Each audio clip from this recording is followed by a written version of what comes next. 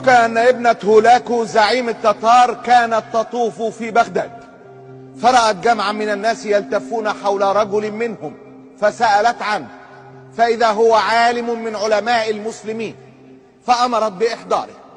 فلما مثل بين يديها سألت: ألستم المؤمنين بالله؟ قال: بلى.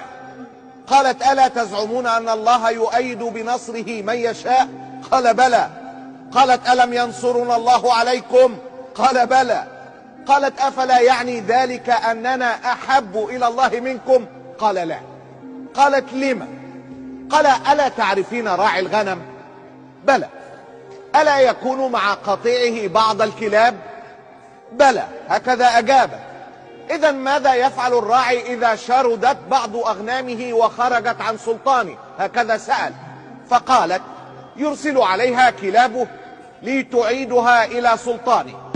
قال: كم تستمر الكلاب في مطاردة الخراف؟ قالت: ما دامت شاردة.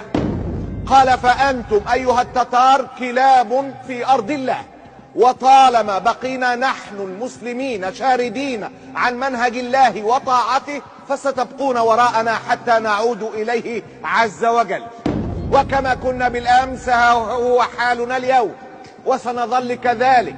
يسلط الله علينا الكلاب حتى نتجمع من جديد. الله غالب.